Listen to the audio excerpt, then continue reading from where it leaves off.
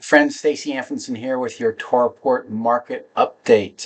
We'll talk about a specialized topic today. My research has indicated two different types of sellers within the residential market. So let's dig in and see what I've discovered. All right, we'll start off with we're going to give you some foundations behind, where we are from an inventory standpoint. We've seen this population before. We go all the way back to 2007 to 2024. Population here is up 111%. So that's really a population demand shelter, and whether it's apartments or it's for rent or it's by owner, we've got more people moving in and moving out. So that is a positive. Listings added during the month. This is specifically resale listings added during the month of September. I go all the way back to 2018. You can see the peak was in September of 2021. But if you look at last year, September versus September this year, up 12%. So that is a good sign in terms of resale listings being added. Here's our months of supply. We've talked about this before. October is the 9th consecutive October with an undersupply of housing, and that's essentially what you need, the background for house price metric increases. All right, so we're going to talk about two markets. We're going to talk about sellers that get it and sellers that don't get it. But first off, let's look at the overall resale market as a whole. We've got three graphs here, so just kind of pay attention. The blue graph on the left is the percent of resales with days on market less than 30 days. The middle dark blue graph is resales, the percentage of resales that sell above original list price. And the light blue graph on the right is the percentage of resales that have competing offers, reported competing offers. All these are really produced by an undersupply of resale listings, and the numbers are staggering. The percentages are staggering. If you go all the way back to 2018 and you compare just the percentage of resales that sell within 30 days, 86% is just crazy. It's the highest it's ever been. So there's just more demand for resales than there is supply.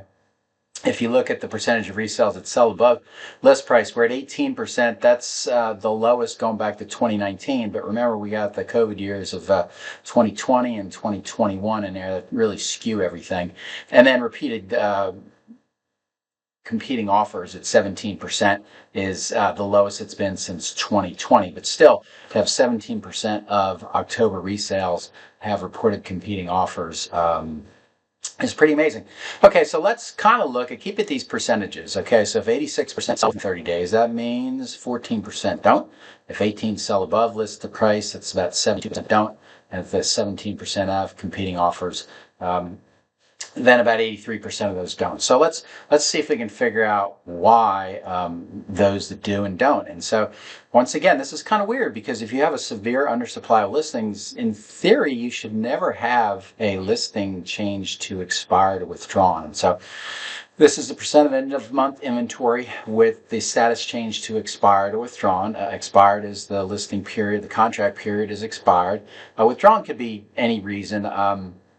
So I don't really put too much emphasis on it. I do include it with this because it is indicative of a listing that failed, where the listing agent was charged with producing an acceptable offer for the seller, and it didn't happen. So kind of good news, bad news in 2021, which is also strange because we're coming out of the COVID market at 17%. That's the high watermark. It went down to 11% last year. It was up to 14% this year. So trending upwards, about the same in 2022. Once again, going back to 2021, these sellers were just really not in tune with market. They just put whatever price they thought would get on it, and they failed.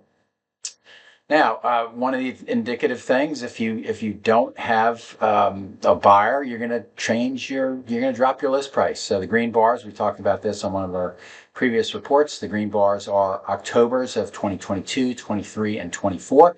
See the percentages range between 40 and 53%. And then if you look at the blue bars, that dates from January of this year to October of this year. We've been pretty steady, around 43% for the last 3 months. Once again, this is kind of strange, that why would you have resale listings have to drop list price when you've got such a demand for it? So trying to figure this thing out.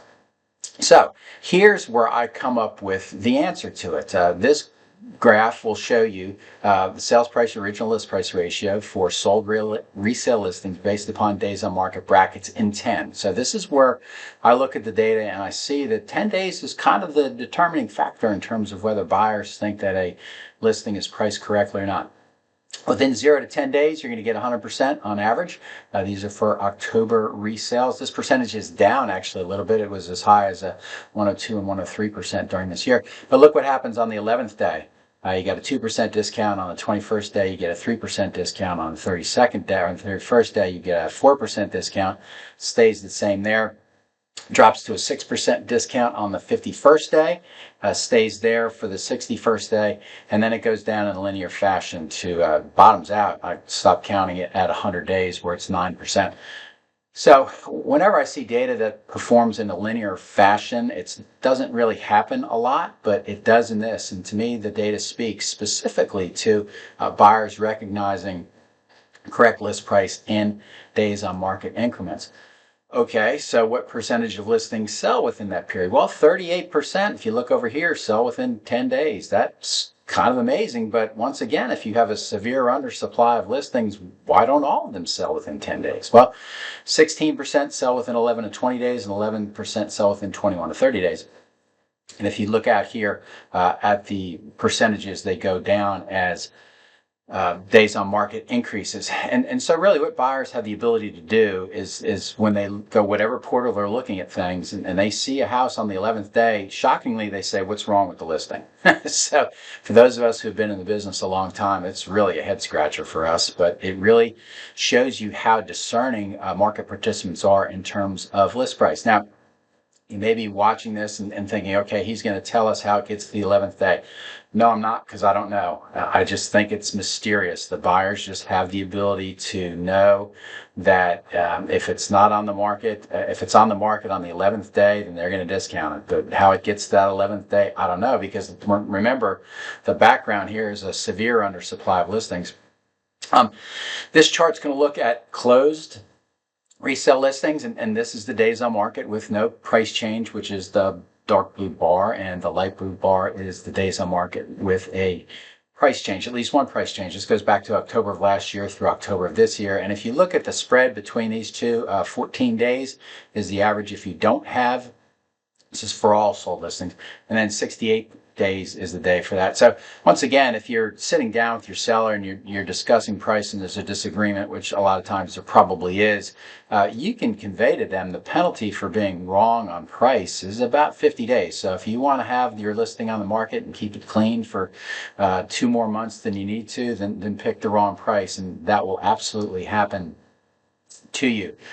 So there is a little bit of a why behind why things show up in this. And really the correlation that I look at is, what are the bad metrics? So if we look at the bars on the left, this is the days on market where we have price change, or the days on market for the active listings that are on the market for longer than the average days of the closed sales. The second group of bars is listings where there's been price change, one price change, so that's active. And then the third bar is price change where the closed, where you had original list price change, and then you had a change from that, and then you closed. And then the last bar is those with the status change to expired and withdrawn. Well, the left bar of each side is the average year built, and then the right side is the average list price of listings associated with these groups of metrics. And if you look at the average year built, I mean, if you look at the average sales price, 673, 560, 504, 541, if you were to do months of supply on that, they're pretty much undersupplied as well. So I wouldn't pay too much attention in terms of their softness in that. But here's where I would pay attention to it. If you look at this, 2007, 2003, 2005, and 2008, essentially you're talking about plus or minus 20-year-old houses. In spite of a severe undersupply of resale listings, buyers are super attuned to the age of a house and its decor. And a lot of sellers are thinking, well, there's nothing for sale. Why don't I have to do anything to it? Or why do I have to do anything to it? And essentially the buyers are saying, yeah, buddy, you better do something to it, because we're not going to pick it. We'll wait. We're staying in a nice apartment.